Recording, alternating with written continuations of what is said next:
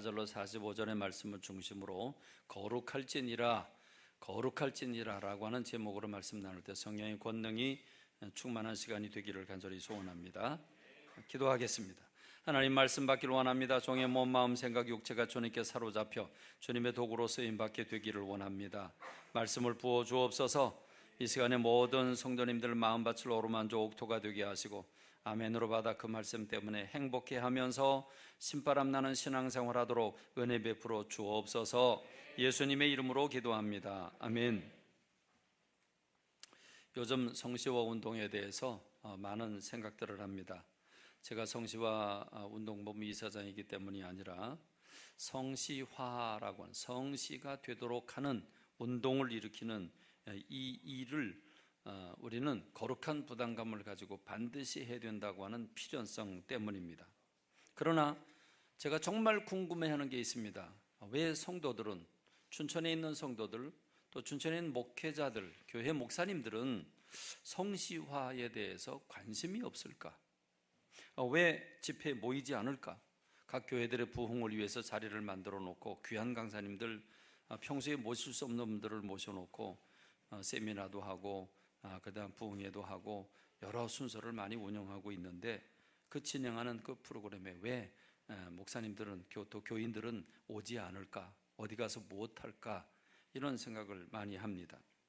교회 부흥에 대해서는 갈망하고 또 성도가 부자가 되고 성도가 성공하는 것에 대해서는 지대한 관심을 가지면서 성시화 운동을 일으키는 일에는 왜 관심이 없을까? 이것이 저에게는 큰 의문입니다. 그래서 나름대로 분석을 해봤습니다. 왜 그럴까? 이게 성시화라고 하는 말, 여기에 부담감을 가지기 때문이로구나 하는 생각을 했습니다. 여러분, 성 그러면 거룩할 성이죠. 홀리시티죠. 그러니까 거룩한 도시를 만드는 거죠. 그러니까 성시화의 핵심 단어가 있다면 뭐겠습니까? 성시화 운동의 핵심 단어가 있다면 뭐겠습니까? 뭘까요? 제가 지금 힌트를 계속 드렸잖아요. 힌트를 드려요. 우리 어린이들 한번 청소년들 얘기해 봐요. 자, 성시화 운동의 핵심 단어가 있다면, 키워드가 있다면 뭘까? 교회? 교회가 일을 해야죠. 그렇죠? 교회가 해야 되는 핵심 키포인트가 뭘까? 그럼 성시가 되도록 하는 운동.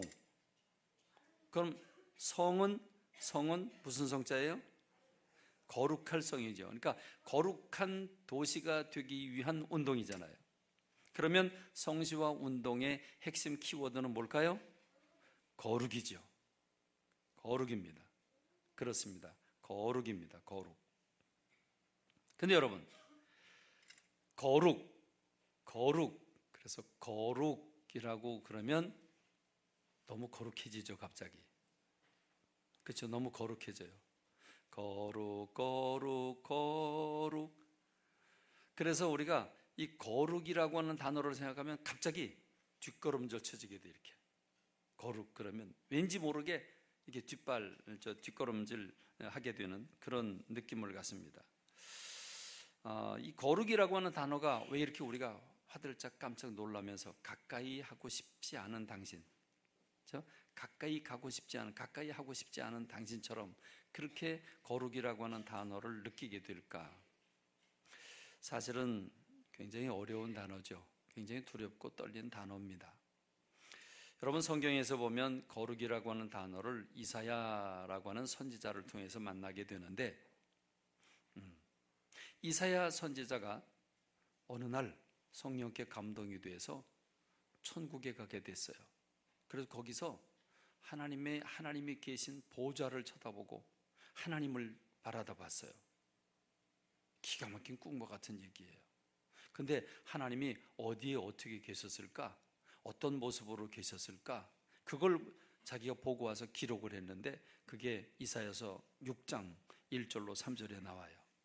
언제 봤냐면 우시야라고 하는 왕이 죽던 해에 내가 본즉, 이 이사야라고 하는 선지자가 봤는데, 자, 주님은 어디 계셨냐? 하나님 어디 계셨냐? 높이 들린 보좌에 앉으셨다. 그럼 높이 들렸다? 들렸다는 말은 공중에 떴다는 말인가? 그러면 그 주님의 보좌가 좀 높이 꼭대기에 있었단 말인가? 잘 상상은 안 되는데 높이 들린 보좌에 주님이 앉아 계셨대요. 그런데 주님이 앉아 계신 그 자리에서 주님의 옷자락이 이렇게 흘러내리는데 그 옷자락이 성전에 가득했대요. 가득했대요. 그리고 천사들이 있는데 천사들이 그 하나님을 지금 모시고 있는데 천사들이 각자 날개를 갖고 있더래요. 여러분, 천사가 날개 몇 개 있어요? 천사들이 보통 날개 몇 개 갖고 있어요? 2개를 갖고 있잖아요. 2개. 천사는 2개 갖고 나는 게 천사인데, 근데 이사야가 본 천사는 희한했어요. 날개가 6개였어요. 날개가 6개인데 날개 둘로는 얼굴을 가리고, 날개 둘로는 발을 가리고, 날개 둘로는 날아다니는 거예요. 여러분, 왜 천사는 얼굴을 가렸을까? 왜 발을 가렸을까? 여러분, 그런데요, 그 천사들이 그리고 찬양을 하는데 뭐라고 찬양을 하냐면 거룩하다 거룩하다 거룩하다 만군의 여호와여, 그의 영광이 온 땅에 충만하도다. 그리고 하나님의 거룩하심을 찬양하는 거예요. 여러분, 이 찬양을 하는데 이사야가 놀래 자빠질 뻔했어요. 왜 그러냐면 6장 4절에 보니까 이같이 화답하는 자의 소리, 천사들이 거룩하다 거룩하다 그렇게 찬양을 부르는데 그 소리로 문지방의 터가 요동을 했대요. 문지방의 터가 요동했다는 말은 지진이 일어난 것처럼 집안 전체가 흔들렸다는 거잖아요. 그러면서 성전의 연기가, 이 연기는 하나님의 영광이죠. 하나님의 영광의 연기가 충만했다, 이렇게 말씀하고 있어요. 여러분, 우리도 하나님이 계신 곳, 그 하나님이 앉으신 보좌, 그리고 하나님의 모습을 보고 싶어요. 정말 보고 싶어요. 근데 이사야 선지자가 봤는데 높이 들린 보좌에 그 옷자락이 성전에 가득했다고 했는데, 그리고 천사들이 거룩하다 거룩하다 거룩하다 찬송을 하는데 문지방의 터가 막 요동할 정도로 그렇게 소리가 컸다, 연기가 가득했다, 이렇게 말씀하고 있어요. 그런데요, 이걸 바라보는 순간 이사야는 어떻게 됐을까요? 이걸 바라보는 순간 이사야서 6장 5절에 보니까 이사야가 이렇게 말을 해요. 화로다 나로 망하게 되었다. 그러니까 그냥 우리말로 쉽게 표현하면 아이고 이제 나 망했다, 이제 나 죽었다, 이렇게 얘기를 해요. 망했다. 그러면서 이렇게 나는 입술이 부정한 백성 중에 거주하면서 만군의 여호와이신 왕을 비웃기 때문이다, 그래요. 여러분, 여기서 강조한 건 입술이에요, 부정한 거예요? 부정한 거죠. 그러니까 지금 화로다 나는 망하게 됐다, 이제 난 죽었구나. 여러분, 이게 무슨 말이에요?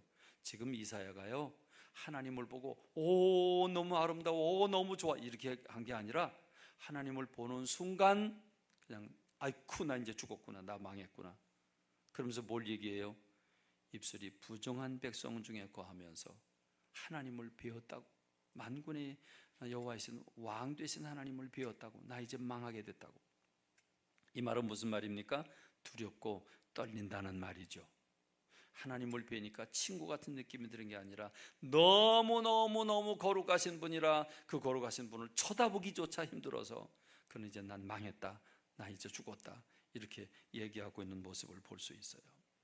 여러분, 이사야는 하나님의 보좌를 바라보는 그 순간 하나님의 거룩함에 압도되어 있는 그런 모습을 우리가 발견할 수 있습니다. 여러분, 이게 바로 거룩입니다. 이게 바로 거룩의 참 모습입니다. 여러분, 요한이라고 하는 예수님의 제자는 그 베드로, 야고보, 요한 늘 그러잖아요. 그 요한이라고 하는 예수님의 제자는 예수님의 사랑을 참 많이 받았어요. 나이도 어렸지만 아마 요한의 성품이 굉장히 좋지 않았나 생각을 해요. 그래서 예수님 사랑을 많이 받았어요. 여러분, 예수님이 십자가 지시기 전날 밤에 제자들을 불러 모아놓고 그 12명의 제자가 만찬을 해요. 유월절 만찬을 하는데 그때 여러분, 예수님한테 이렇게 반쯤 기대해 있는 사람이 있어요. 그 사람이 바로 요한이라는 제자예요.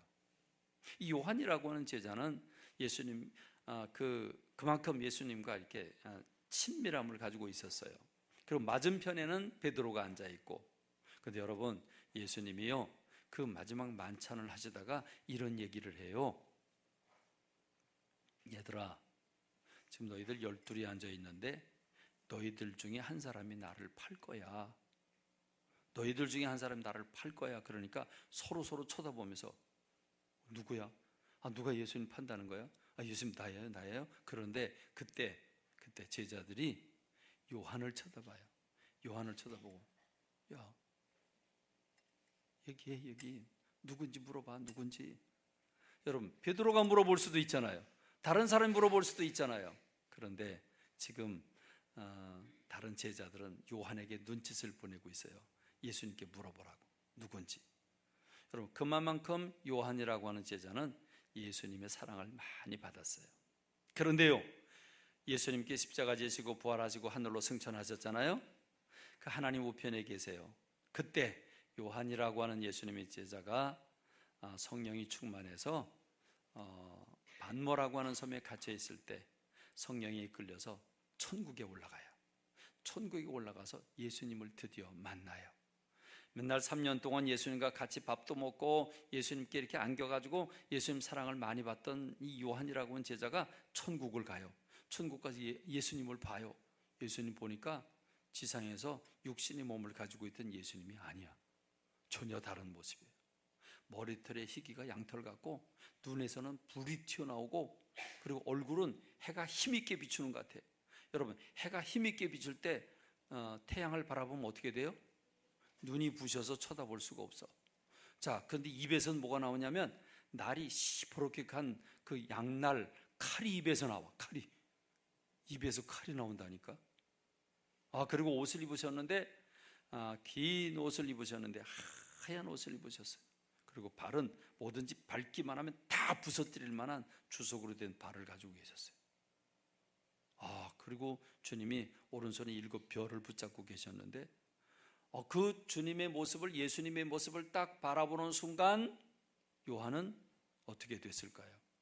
성경 말씀 보니까 요한계시록 1장 17절에 보니까 이렇게 요한이 나중에 기록을 했어요.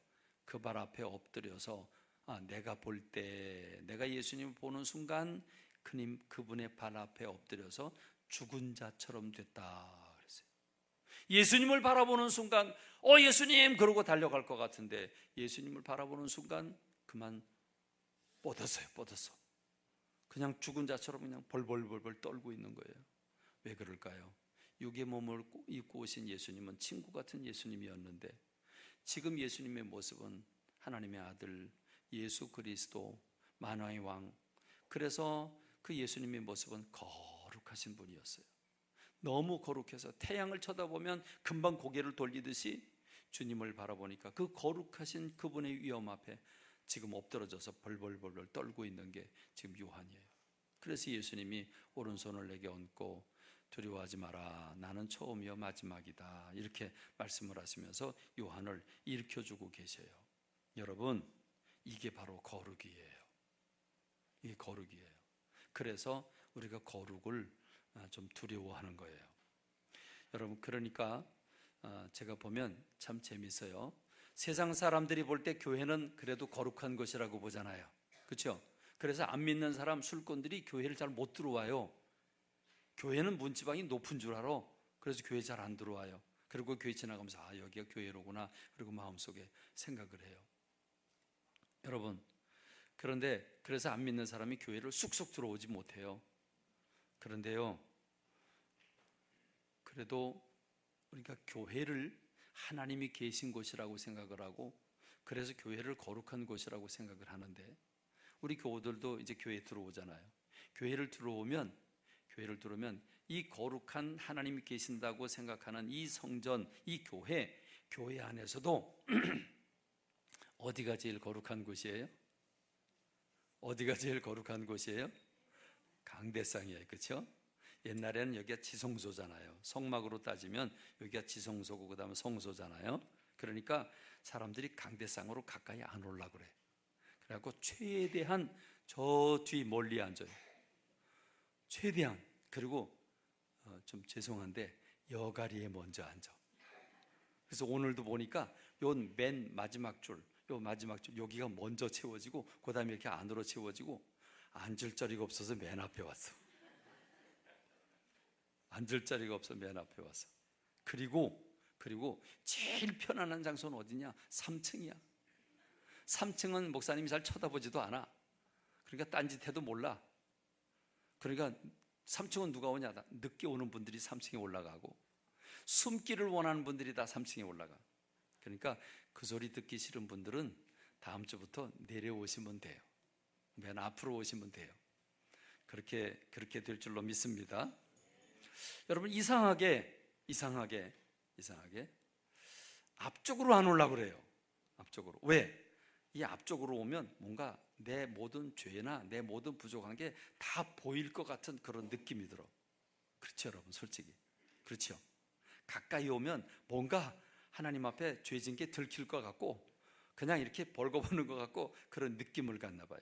그래도 이렇게 여가리에 앉으면 그래도 조금 안도가 되고 3층이면 편안하고. 그렇죠?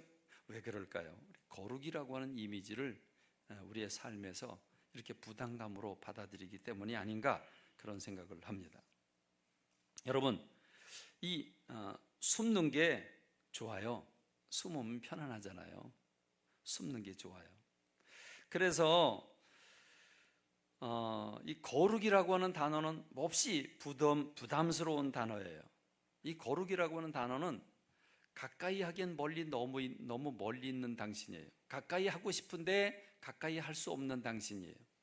그래서 거룩은 저 먼 발치에서 봐야 거룩하게 보여요. 이게 오늘 우리가 가진 거룩에 대한 마음입니다. 근데 여러분, 디모데전서 6장 16절에 보니까 사도 바울이 하나님을 어떻게 표현했냐면, 하나님은 어떤 분이라고 그랬냐면, 디모데전서 이거 적었어요? 여러분, 어린이 때 이럴 때는 디모데전서 6장 16절 딱 적어놔야죠. 그리고 집에 가서 성경 말씀을 찾아보더라도 여러분, 디모데전서 6장 16절에 보니까 오직 그에게만 죽지 아니함이 있고 가까이 가지 못할 빛에 거하시고 어떤 사람도 보지 못하였고 또 볼 수 없는 이시니 그에게 존귀와 영원한 권능을 돌릴지어다 그랬어요. 사도 바울이 보는 하나님은 어떤 하나님이냐면 하나님에게만 죽지 아니함이 있다, 영원함이 있다. 그리고 가까이 가지 못할 빛에 거하신다. 우리가 저 멀리 어마어마하게 먼 거리에서 비치는 태양만 쳐다봐도 우리가 쳐다볼 수가 없는데 여러분, 우리 주님은 우리가 가까이 가지 못할 빛에 거한다 이렇게 말씀하고 있어요. 어떤 사람도 보지 못했고 또 볼 수 없는 이다 그랬어요. 그런데 모세라고 하는 분이 정말 하나님을 뵙고 싶었어요. 하나님의 영광을, 하나님의 얼굴을 보고 싶어서 하나님, 주님의 영광 내게 보여주세요 그랬더니 네가 내 얼굴을 보면 넌 죽는다. 그러니까 내가 너한테 내 영광을 보여주되 내 뒷모습만 보여줄게. 그래서 옆으로 있다가 주님이 지나간 다음에 뒷모습만 보여줬는데 뒷모습만 본 그 모세가 하나님의 그 영광의 광채를 온몸에 받아가지고 그리고 이 지상에 내려왔는데 사람들이 모세 얼굴에서 막 해가 이렇게 힘있게 비치는 것처럼 그렇게 광채가 나니까 사람들이 모세를 보기를 두려워했어요. 그래서 얼굴을 가렸다 뭐 이런 성경 말씀이 있잖아요. 그래요. 여러분, 우리 하나님은 빛에 거하신 분이에요. 그러니까 우리가 주님께 다가갈 수가 없죠. 우린 죄 가운데 살고 있어요. 죄진 사람은 어둠에 들어가야 편안해요. 그렇죠. 모든 건 다 어둠 속으로 숨어요. 죄진 것들은 잘못하면 다 어둠으로 숨어요. 그런데 주님은 빛에 거하신 분이에요. 그러니까 죄에 빠진 사람들은 주님을 뵐 수가 없고 가까이 갈 수가 없는 겁니다. 그런데 여러분 놀라지 마세요. 디모데전서 6장 15절에 보니까 기약이 이르면, 기약이 뭐예요? 기약이 이르면, 기약이 뭐예요? 때가 되면 하나님이 그의 나타나심을 보여주시겠는데 하나님은 어떤 분이냐? 디모데전서 6장 15절, 하나님은 어떤 분이냐? 하나님은 복되시고 유일하신 주권자이시며 만왕의 왕이시고 만주의 주시다 이렇게 말씀하고 있어요. 여러분, 사도 바울은 때가 되면 하나님의 얼굴을 보여주신대요. 하나님 빛에 거하신 분인데 우린 죄 가운데에서 하나님을 볼 수도 없고, 죄를 가진 사람, 어둠 속에 있는 사람이 주님 앞에 가면 다 드러나요. 여러분, 어느 날 해가 쫙 비칠 때 보면 그 공기, 아무것도 안 보이던 공기 속에 있는 뭐가 보여요? 먼지가 보여요. 막 먼지가 둥둥 떠다니는 게 쫙 보일 때가 있어요. 해가 쫙 비치면 그게 보여요. 그렇어요. 우리가 주님 앞에 가면 우리 죄가 다 드러나서 주님 앞에 다가갈 수가 없어요. 그런데 여러분, 우리 주님이 때가 되면 하나님 나타내 주셔서 얼굴을 보여주신대요. 그게 언제일까요? 요한계시록 21장 3절에 보니까 새하늘과 새 땅을 창조하시면서 하나님 우리를 만나 주시는데, 내가 들으니 보좌에서 큰 음성이 나서 이르되, 보라, 하나님의 백성이 사람들과 함께 있음에, 하나님의 장막이 사람들과 함께 있음에 하나님이 그들과 함께 계시리니, 그들은 하나님의 백성이 되고 하나님은 친히 그들과 함께 계셔서 모든 눈물을 그 눈에서 닦아주시니 다시는 사망이 없고 애통하는 것이나 곡하는 것이나 아픈 것이 다시 있지 아니하리니 처음 것들이 다 지나갔음이라라. 할렐루야. 여러분, 놀라운 거는요, 우리가 하나님을 보는 날이 온대요. 하나님 옆에 갈 때가 온대요. 하나님 옆에 계실 때가 온대요. 주님 함께 계신대요.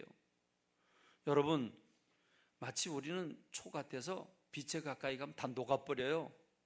그런데요, 우리 주님이 우리에게 얼굴을 보여주시고 우리를 이렇게 품에 안아주시면서 우리의 눈에서 눈물을 닦아주신대요. 그럼 우리가 주님의 나라를 위해서 핍박도 받고 고난도 받고 힘들고 어려운데 우리가 참고 견디면 신앙생활을 하면 주님께서 그날 우리에게 하나님의 모습을 보여주시면서 우리를 끌어안아 주시면서, 여러분, 그렇게 주님이 끌어안아 주실 때, 사랑받을 때 눈물 나잖아요. 그 눈물을 주룩주룩 흘리면 주님이 그 눈에서 눈물을 닦아주신다고 했어요. 할렐루야, 할렐루야. 여러분, 요한계시록에서 말씀하는 이 새하늘과 새 땅에서 주님이 보여준 주님의 모습은요, 한없이 부드럽고 한없이 은혜와 사랑이 넘치는 주님의 모습입니다. 해가 힘있게 비추는 것 같은 그런 무섭고 두려운 분이 아니라 한없이 따뜻하고 한없이 부드럽고 한없이 사랑이 넘치는 주님의 모습입니다. 그래서 두려움이 아니라 우리 주님 품에 안겨서 우리가 눈물방울 떨고 울 수 있는 그런 감격적인 날이 온다고 하는 사실입니다. 여러분, 이 날을 꿈꾸며 이 날을 소망하는 제가 되고 여러분들이 되길 주님의 이름으로 축원합니다. 그런데 여러분, 지금 우리는 어떻게 삽니까? 지금 우리는 여기서 육신을 가지고 죄를 밥 먹듯이 죄를 짓고 살아요. 여러분, 기도하고 일어나서 또 몇 발짝 가서 사람 만나면 금방 또 시기심 들어가고 금방 또 헛소리하고 금방 혈기내고, 여러분, 우리는 게으르고 나약하고, 여러분, 조금만 움직이면 우리는 죄가 툭툭툭툭 삐져나와요. 우리는 죄와 더불어 살아요. 죄를 밥 먹듯 해요. 이런 인생들로서는 도저히 주님의 얼굴을 뵙기가 두렵죠. 그런 하나님을 어떻게 뵈요? 그러니까 우리는 거룩, 그러면 거룩이라는 단어가 너무 거룩해서 자꾸 뒤로 이렇게 물러서게 되잖아요. 그게 오늘 우리의 현실이에요. 그래서 여러분, 이 거룩이라고 하는 단어는 오늘 우리들이 좀 새롭게 생각해야 되는 단어예요. 우리가 죄를 지으면 거룩이 두려워져요. 그런데 죄를 다스리면 거룩이 더 이상 두렵지 않아요. 여러분, 이걸 우리가 어디서 보냐면 아담과 하와에서 봐요. 아담과 하와가 선악과를 따먹죠? 선악과를 따먹으니까 벌거벗은 수치심을 느껴요. 그 수치심을 느끼고 무화과 잎으로 가려놓고, 그리고 하나님의 낯을 피해서 그 나무 사이에 숨어요. 그때 하나님이 나타나시죠. 아담아, 아담아 부르십니다. 왜 숨어 있냐고 그럽니다. 그랬더니 이렇게 아담이 얘기를 하죠. 내가 벗었기 때문에, 내 죄가 드러났기 때문에 내가 부끄러워서 두려워서 숨었습니다. 그래요. 여러분, 언제 두려움이 생기죠? 언제 두려움이 생겨요? 죄를 졌을 때 두려움이 생겨요. 죄를 졌을 때 부끄러움이 생겨요. 수치심, 부끄러움, 언제? 죄를 졌을 때, 해서는 안 된 일을 했을 때, 그때 우리는 부끄러움을 느끼게 되고 숨게 돼요. 그래요. 그렇습니다. 죄를 지은 죄인은 경찰이 두려워요. 경찰을 보면 경찰이 지금 그 사람이 죄인인지 아닌지 몰라요. 모르는데도 불구하고 자기 스스로, 그래서 도둑이 재발절이다 그러죠. 그래요. 경찰이 뭐라고 안 했는데 자기가 경찰 보고 도망가요. 그 도망가니까 경찰이 저놈 잡아라 이렇게 되는 거예요. 여러분, 오늘 저는 거룩이라고 하는 단어를 재조명했으면 좋겠어요. 거룩이라고 하는 단어가 저 멀리 있는 당신이 아니라는 것, 거룩이라고 하는 단어는 내 곁에 있고 내가 품어야 할 단어라고 하는 것, 거룩이라고 하는 것은 내가 내 삶 속에 가장 친숙하게 품어야 될 단어가 거룩이라고 하는 것. 오늘 저는 여러분과 함께 이걸 깨우치는 시간 되길 간절히 소원합니다. 여러분, 거룩이라고 하는 덕목, 거룩에는 그림자가 없어요. 우린 다 그림자가 있어요. 뭔가 막혀있는 부분이 있어요. 그래서 태양이 비치면 뒤에는 그림자가 생기기 마련이에요. 뒤돌아서면 또 앞에 그림자가 생기기 마련이에요. 사람은 항상 뒷모습이 있어요. 거긴 부끄러움이 있어요. 그건 어두움이 있어요. 누구나 장점을 뒤집으면 단점이 돼요. 단점을 뒤집으면 장점이 돼요. 다 잘하는 면도 있지만 못하는 면도 있어요. 실수 없는 사람이 세상에 없어요. 그런데요, 하나님은 그림자가 없는 분이에요. 하나님은 죄가 없는 분이에요. 그래서 하나님에게는 어두움이 없어요. 그래서 하나님은, 거룩이라고 하는 단어는 하나님의 성품 제1호인데, 하나님 그러면 제일 먼저 하나 거룩하신 하나님이에요. 사랑도 두 번째고 공의도 두 번째예요. 첫 번째가 거룩하신 하나님인데, 여러분, 하나님은 어느 쪽으로 보거나 죄가 없으세요. 깨끗하신 분이에요. 투명하신 분이에요. 밝으신 분이에요. 꺼리낌이 없는 것이에요. 꺼리낌이 없는 분이에요. 막힌 곳이 없는 분이에요. 그래서 거룩이라고 하는 단어는요, 무거운 단어가 아니에요. 거룩이라고 하는 단어는 회피해야 할, 도망갈 단어가 아니에요. 깨끗하고 투명하고 맑고 좋은 거잖아요. 그러니까 우리는 도망갈 이유가 없다는 거예요. 그럼 여러분, 우리가 왜 거룩이라고 하는 단어를 회피하죠? 왜 거룩이라고 하는 단어로부터 좀 떨어지려고 그러죠? 왜 그렇습니까? 심지어 어떤 사람들은 이 거룩이라고 하는 단어를 극렬하게 비판하고 반대를 해요. 여러분, 왜 세상 사람들이 교회를 그렇게 욕하고 못 잡아먹어서 난리죠? 그들은 죄 가운데 있고 여긴 빛이 있기 때문에 그래요. 그래서 이게 상충되기 때문에, 충돌되기 때문에 그런 거예요. 그게 본질적이에요. 여러분, 생각해 보십시다. 여러분, 물이 맑은 곳에 물고기가 많나요, 적나요? 물고기가 많나요, 적나요? 물이 맑은 곳에는 물고기가 모여든다, 안 모여든다? 안 모여들어요. 왜 물고기가 맑은 곳에 안 모여들을까? 왜 맑은 곳에 물고기가 없을까? 그럼 물고기가 주로 어디에 있어요? 물고기가 주로 어디 있죠? 수초가 있어서 시커멓게 이렇게 수초로 가려진 거기에 물고기들이 득실득실해요. 여러분, 어디에 있어요? 주로 바위 틈에 있어요. 그렇죠? 이렇게 숨어 있어요. 여러분, 물고기가요, 맑은 물에 자기 모습을 딱 드러내가지고 나 여기 쏘 그러면 어떻게 돼요? 나 잡아먹지 이렇게 되는 거예요. 그렇죠? 그러니까 숨어야 돼요. 바위 틈에 숨어야 되고 수초 사이에 숨어야 돼요. 여러분, 물고기는요, 투명한 데 있질 않아요. 맑은 데 있질 않아요. 맑은 데 물고기가 없어요. 그렇습니다. 왜 그렇죠? 거긴 들키지 않고 안전하거든요. 여러분, 사람이 너무 맑으면, 사람이 너무 깨끗해, 저 사람은 거짓말도 안 하고, 저 사람은 남의 돈 먹지도 않고, 저 사람은 다른 사람에게 피해도 안 끼치고 너무 깨끗하고는 맑아. 그럼 사람들이요, 그 사람 주변에 잘 안 가. 주로 어떤 사람한테 가냐?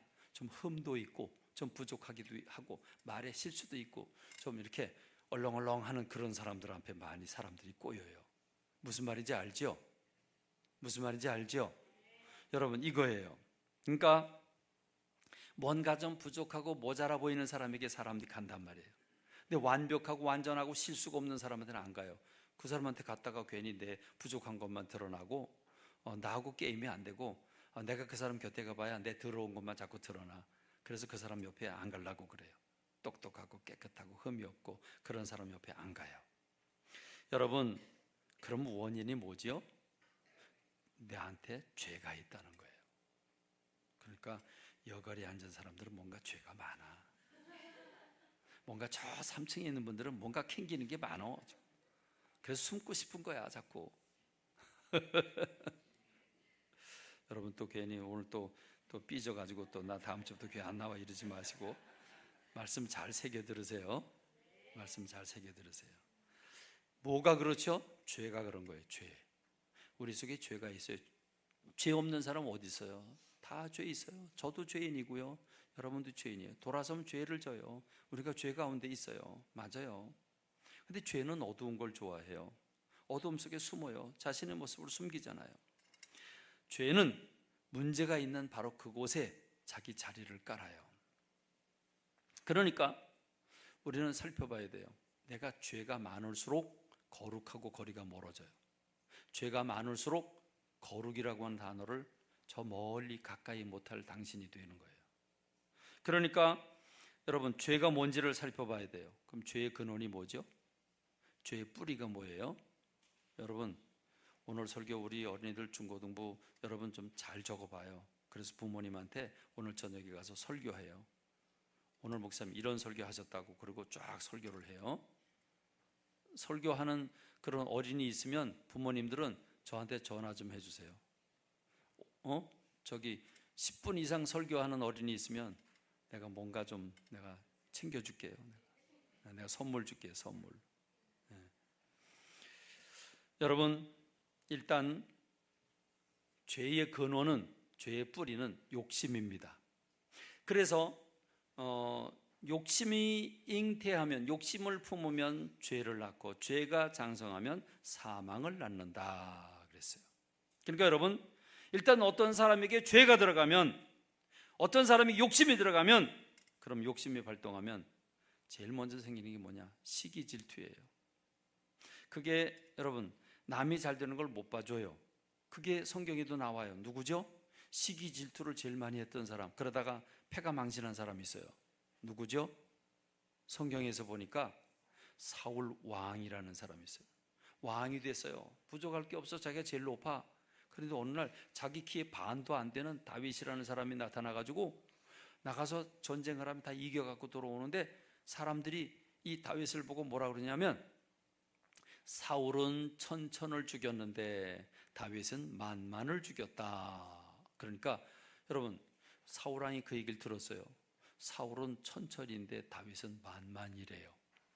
여러분 그러니까 사울이 그 얘기를 듣는 동안에 확 머리가 돌았어요. 그래갖고 이것 봐라. 그러면 다윗이 이제 내 왕의 자리를 차지하는 것밖에는 다른 게 할 게 없네. 그리고 그때부터 다윗을 죽이려고 덤벼들었어요. 그때부터 다윗을 쫓아다니다가 망한 거예요. 여러분 시기 질투하다 망한 사람 그게 바로 사울이라고 하는 사울 왕이라는 사람이에요. 그러니까 여러분 욕심이 들어가고 그리고 죄가 들어가면 그러면 그 사람 그때부터 시기 질투 다툼 분열 그리고 비판하고 정죄하고 여러분 그렇게 되면 그 사람 다른 사람을 그렇게 비판하는 사람 시기하는 사람 그 사람을 보면 기분이 좋아요 나빠요? 기분이 나빠요. 꺼리 끼게 돼요. 그 사람 그래서 사람들에게 나 그 사람 싫어. 그 사람 싫어. 사실은 왜 싫은 거예요? 나보다 잘해서 싫은 거예요. 그 사람 싫어. 그리고 꺼리 껴요. 그럼 그런 사람이 외나무다리에서 만났어요. 뭐 어떻게 돼요? 괴로운 거예요. 그렇죠? 만나고 싶지 않은 거예요. 그러니까 여러분 결국은 뭐가 돼요? 원수지간이 돼요. 적이 돼요. 그러면 그런 사람은 불행하게 되는 거예요. 지옥이 되는 거예요. 그렇습니다. 그런 사람, 내가 싫어하는 사람, 내가 미워하는 사람, 내가 시기 질투하는 그 사람하고 한 자리에 있으면 얼마나 그 싫은 자리예요. 얼마나 불행해요. 거기가 지옥이에요. 다른 데 지옥이 아니에요. 거기가 지옥이에요. 여러분 그래서 사람이 욕심에 붙들리고 사람이 죄에 붙들리면 어떻게 되느냐? 로마서 1장 29절로 31절에 보니까 모든 불의 추악하게 되고 탐욕 악의가 가득한 자요 시기하고 살인하고 분쟁을 일으키고 사기치고 악독이 가득하고 수군수군하고. 왜 수군수군하죠? 쟤 있잖아, 쟤 못됐어, 쟤 나쁜 애야. 이게 수군수군하는 거예요. 다른 사람 흉보는 거예요. 그리고 비방하는 자요 그리고 교만한 자요 자랑하는 자요 악을 도모하는 자요 부모를 거역하는 자요, 우매한 자요, 그리고 약속을 배반하는 사람이요, 그리고 정의 없는 무정한 사람이요, 무자비한 사람이라 그랬어요. 여러분, 사람이 욕심을 내게 되면 무자비하게 돼요. 욕심을 내게 되면 자기 것만 높아져요. 다른 사람 다 못됐어요. 자기는 자랑하고요. 여러분, 근데 그 자랑하는 얘기를 들으면서 맞아 너 그거 잘해, 그래 너 이뻐, 그래요? 그래 너 잘났어, 너 어디 혼자 잘해봐. 그리고 사람들 협조 안 해요. 그럼 맨날 싸우는 거예요. 여러분, 로마서 3장 13절로 18절에 보니까 이 욕심이 지배하는 사람, 죄가 지배하는 사람, 그들의 목구멍은 열린 무덤이요, 그 혀로는 속임을 일삼고 입술에는 독사의 독이 있고 그 입에는 저주와 악독이 가득하고 그 발은 피 흘리는 데 빠르다. 파멸과 고생이 그 길에 있다. 평강의 길을 알지 못한다. 여러분, 왜 평강의 길을 알지 못하는지 알죠? 왜 그래요? 시기, 질투, 다툼, 그리고 꺼리 끼고 싸우고, 그럼 편안하지 않죠. 평강이 없어요. 평강이 없어요. 그럼 결국은 어디로 가요? 파멸과 고생이 그 길에 있다, 이렇게 말하고 있습니다. 여러분, 이렇게 사는 걸 뭐라 그래요? 지옥이라 그래요. 이렇게 사는 걸 뭐라 그래요? 불행이라고 말해요. 그러므로 욕심과 죄가 그 사람을 지배하면 그 사람은 불행한 사람이 돼요. 그 사람은 지옥 같은 삶을 살게 돼요. 매일 전쟁이에요. 매일 신경질 내요. 매일 얼굴이 우거지상을 쓰고 있어요. 매일 시비 걸어요. 왜 이랬냐, 왜 저랬냐, 매일 그런 사람이에요. 그러나 여러분, 오늘 제가 여러분에게 말씀드리고 싶은 것은 예수님 앞에 나와서 죄사함을 받고 자유함을 얻은 사람들은 생각이 달라요. 행동이 달라요. 죄와 욕심에 사로잡혀 만족할 줄 모르고 감사할 줄 모르고 모든 일에 전투적이고 모두가 적이고 모두가 타도의 대상이고 그리고 자기 외에 누구도 믿을 수 없는 사람으로 생각하는 그 사람, 여러분, 그 사람은요 모든 걸 다 자기가 해결해야 돼요. 자기가 판단하고 자기가 결정하고, 그리고 저 사람도 못됐고 이 사람도 못됐고 이건 이래서 틀렸고 저건 저래 틀렸고, 그럼 그 사람의 마음은요 아주 그냥 복교돼요. 그리고 자기가 뭔가 만들고 싶은데, 더 잘하고 싶은데 더 잘 돼요, 안 돼요? 그게 안 되잖아요. 그럼 짜증나고 신경질 내고 그럼 막 싸우고 다투고 이렇게 되는 거죠. 여러분, 그러니까 그걸 해결해 나가려니까 그 완벽주의 또는 최고로 잘 돼야 되는 그런 교만한 마음, 이런 것들이 내 속에 가득하게 되다 보니까 어떻게 돼요? 그러면요 그 사람은요 그 속에 견딜 수 없는 그 볶이는 마음이 있어요. 견딜 수 없는 마음, 막 우라가 터져나가요. 이런 마음이 그 안에 가득해요. 여러분, 그렇게 가득한 사람, 그런 사람, 너무너무 무거운 짐을 지고 있죠. 그 무거운 짐을 지고 있는 사람, 그런 사람이 예수님께 와요. 예수님, 내가 내 힘으로 아무리 해도 안 돼요. 주님, 나는 죄인이에요. 그리고 주님 앞에 그 무거운 짐을 다 내려놔요. 내려놓고 주님의 십자가 앞에서 주님 나를 위해 죽으신 걸 기억하고 그 죄를 용서받아요. 그럼 무거운 짐을 내려놓는 거예요. 그 사람 무거운 짐을 내려놓을 때 얼마나 가벼울까요? 여러분, 요 에마골 가는데 등짐 지고 오는 사람 별로 없어요. 그렇죠? 에마골 가는 데는 다 홀가분하게 그냥 물병 하나 들고 달랑달랑 가요. 여기 뭐 에마골 그냥 금방 갔다가 올 거니까. 근데 여러분, 지리산을 가고 설악산을 가고 이럴 때는 이 가방이요, 이 등산 가방이 무거워요. 막 이만큼 높이 와요. 왜? 거기 올라가다가 뭔가 먹어야 돼요. 안 먹으면 힘이 빠져서 다리가 풀리면 움직이지도 못해요. 먹어야 돼요. 그리고요 추울지도 몰라요. 그러니까 옷도 껴입어야 돼요. 그리고 목이 말라요. 그 물이요 왼수 덩어리예요. 그 왼수 덩어리, 물이 얼마나 무거운지 몰라. 그 물 많이 가져가야 돼요. 근데 여러분, 그러니까 가방이 무거워요. 그래서 올라가다가 헛걱거리다가 우리 잠시 쉬자, 그리고 이제 등산 가방을 탁 내려놓으면 그렇게 홀가분할 수가 없어요. 그렇게 홀가분할 수가 없어요. 여러분, 인생의 모든 짐을, 인생의 모든 고민거리들을 잘 하지도 못하면서, 할 수도 없으면서 자기가 짊어지고 자기 뜻대로 살아가려고 몸부림치니까 다 못마땅하고 혈기내고 그러지만, 그걸 우리 주님 앞에 내려놓고, 주님, 내가 내 힘으로 되는 게 아무것도 없습니다. 주의 이름 주님께 맡겨드립니다. 주님, 내 죄를 용서하시고 나를 붙잡아 주셔서 힘을 주세요. 내가 할 수 있는 힘을 주세요. 그리고 주님 앞에 내려놓는 순간 그 사람은 자유해지는 줄로 믿습니다. 그렇게 기쁠 수가 없는 줄로 믿습니다. 그러므로 죄와 욕심으로 무거운 짐을 지던 사람이 예수님께 와서 죄 사함을 받고 하나님의 자녀가 되어서 하나님께로부터 나오는 자기 짐을 내려놨으니까 이제 주님께 다가가니까 주님께로부터 오는 그 사랑과 주님께로부터 오는 그 하나님의 따뜻함이 내게 몰려오잖아요. 그래서 생명수를 마시고 주님의 사랑에 녹아나고 주님이 주신 평안함 속에 잠겨서 주여 감사합니다, 이렇게 감사가 나오게 되는 줄로 믿습니다. 그래서 찬양을 부르고 감사하게 되는 줄로 믿습니다. 이제는 자기 자신을 바라보지 않아요. 이제는 잘했다고 우쭐거리지 않고 잘못했다고 이 바보 같은 놈아 너 왜 그랬냐 그리고 열등감에 빠지지 않아요. 그저 내게 능력 주시는 자 안에서 내가 모든 걸 할 수 있다고, 그러면서 주님 앞에 자유함으로 살아가게 되는 줄로 믿습니다. 그러므로 이 사람에게는 죄를, 내 무거운 짐을 내가 내 스스로 하겠다고 죄짐을 다 짊어지고 죄를 다스리고 모든 걸 다스리겠다고 하는 사람은 날마다 무거운 짐을 지고 살지만, 주님 앞에 내려놓는 사람은 그 내려놓는 순간에 자유라고 하는 단어가 그 사람의 몫이 되는 줄로 믿습니다. 기쁨이 그 사람의 몫이 되는 줄로 믿습니다. 감사가 몰려오고 하나님이 은혜라고 하는 사실을 발견하게 되고, 그리고 주님의 사랑이 오고 평안이 오고 내 삶의 자리가 그렇게 행복해지는 줄로 믿습니다. 그러니까 여러분, 거룩이라고 하는 단어가 멀리 있는 당신, 가까이 할 수 없는 당신은 내 속에 죄가 가득하고 내가 나를 다스릴 때, 그때 거룩이라고 하는 단어는 너무 멀리 있어요.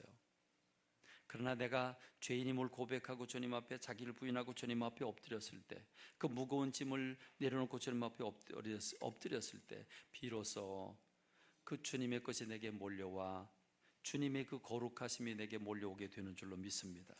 그러면 여러분, 거룩이라고 하는 단어는요, 이렇게 뭔가 두렵고 떨릴 만큼, 엎어져서 벌벌 떨 만큼 그렇게 경기를 일으키는 단어가 아니라, 거룩이라고 하는 단어는 행복이라고 하는 단어와 동일한 줄로 믿습니다. 거룩과 행복은 같은 단어예요. 거룩은 자유와 같은 단어예요. 거룩은 사랑과 같은 단어예요. 그래서 여러분, 왜 힘들어요? 내가 내 힘으로 하려고 하니까 힘들지만 내가 내려놓고 주님께 맡기고 주님의 사랑 받으며 살아가면 그 사람은 행복하게 되는 줄로 믿습니다. 이 비밀이 바로, 나는 너희의 하나님이 되려고 너희를 애굽 땅에서 인도해낸 여호와라. 내가 거룩하니 너희도 거룩하라. 우리의 노력으로 거룩하라고 하는 게 아니라 십자가 앞에 와 주님 앞에 와 우리 모든 무거운 짐을 내려놓고 주님을 모셔드릴 때, 그때 우리가 행복해지고 거룩해지는 줄로 믿습니다. 이 거룩이라고 하는 단어가 새롭게 여러분 마음속에 따뜻하게 품어지게 되는 여러분 되시길 주님의 이름으로 축원합니다. 축원합니다. 이 시간에는 광고 시간 끝났지만 오늘 특별한 손님을 여러분에게 소개하겠습니다. 우리의